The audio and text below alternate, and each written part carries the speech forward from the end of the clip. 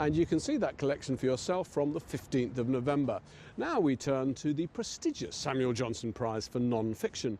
Last week, Miranda Sawyer took her pick of 3 books from the shortlist, and this week I've got to grips with the rest. Last week's books touched on the horrors of war, but also on human redemption. My books are quite different. The 3 books I'll be looking at all deal with journeying, travelling the world beyond our shores, pushing boundaries, whether real or imagined. The great American playwright Arthur Miller described August Strindberg as the mad father of modern theatre. In this first major English biography for 30 years, writer Sue Prideaux shines a dazzling light on the mercurial writer, straddling the old world and the new. The second half of the 19th century was a crucible of innovation, a period of tumult and revolution, the new pushing out the old at every turn. Think of Marx, Nietzsche, Darwin, Cézanne.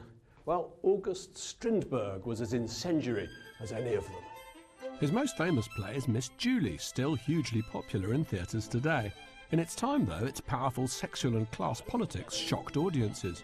It was banned for 18 years in his own country. But Strindberg wasn't the only Scandinavian ruffling a few feathers. I was fascinated to read about Munch, the painter's relationship with Strindberg. Am I right in thinking that's actually where your book began? Absolutely. Strindberg had just written Miss Julie, and he arrived in Berlin. Munch was having a show, and there they were. It was 30 years after Darwin.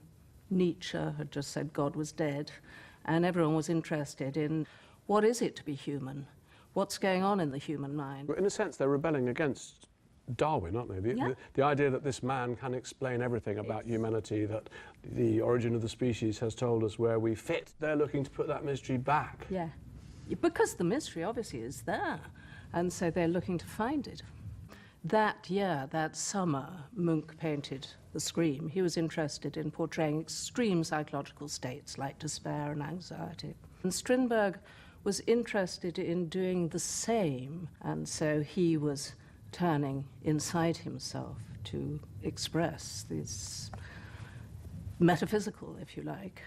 Generally speaking, I think biographers fall into 2 camps. There are those who, once they finish their book, never, ever, ever want to think about that subject ever again. And there are those who fall in love with their subject. Where would you put yourself? Neither category, actually. Oh.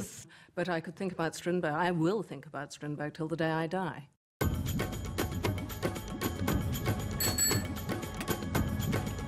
From the wintry world of 19th century Sweden to modern-day Mumbai, my next book's journey couldn't be more different. In 2009, Slumdog Millionaire burst onto the screen, perhaps misleadingly called the feel-good film of the year. After the glitzy Mumbai premiere, the Pulitzer Prize-winning journalist Catherine Boo wrote a piece in The New Yorker reflecting the real city she knew, the slums of Mumbai, that she'd been researching for 4 years. Catherine Boo's Behind the Beautiful Forevers is a remarkable debut. With an absorbing cast of characters, it's written in the manner of a novel, although everything in it is based on real interviews with real people. There's no neat beginning, there's no middle, and there's certainly no Bollywood ending. At the heart of it all lies the author's passion to make us, the readers, truly feel what it's like to be one of the poorest people on earth. In the early years, Abdul had sat in a classroom where nothing much happened. Then there had been only work. Work that churned so much filth into the air, it turned his snot black. Work more boring than dirty. Work he expected to be doing for the rest of his life. Most days, that prospect weighed on Abdul like a sentence. Tonight, hiding from the police, it felt like a hope. The book is based in Anawaddy, described as a sumpy plug of slum bordering a sewage lake.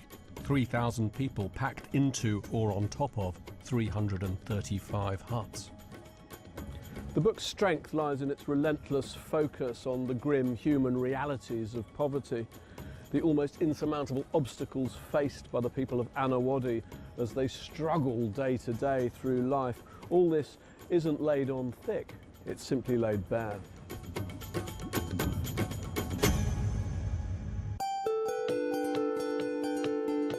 The hectic, restless world of the slum seems like a million miles away from the next book. Robert Macfarlane's book is the third volume in a kind of psychogeographical trilogy, a heartfelt exploration not just of how we shape the landscape, but of how it shapes us. The old ways or walks that he travels are human constructions charting both our history and our humanity. It's anything but pedestrian. Robert Macfarlane was made a Cambridge Don at the grand old age of 25. His first book won 3 prestigious awards and set the tone that would make him the golden boy of travel writing. Why do you walk? It's a very good question. I always have walked. I walk to commemorate, to remember, but also to discover as well. And walking is a very powerful way of giving shape to our thoughts, but also to our memories. Macfarlane said he wanted to be a poet, then a novelist, before he settled on his own unique style of writing. And it shows. There's an undeniable mystical, spiritual side to his work. Its bright line curved away from us, an OG whose origin we could not explain, and whose invitation to follow we could not disobey.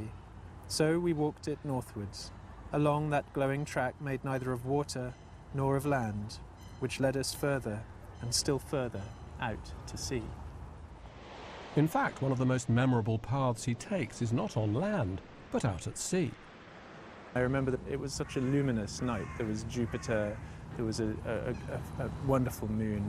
We left a phosphorescent wake behind us. And I suddenly realised that we were leaving our own trail briefly visible as this kind of sea road in the green and the gold phosphorescence beneath our boat. It was unforgettable. Well, it's been a great pleasure. We should take a walk.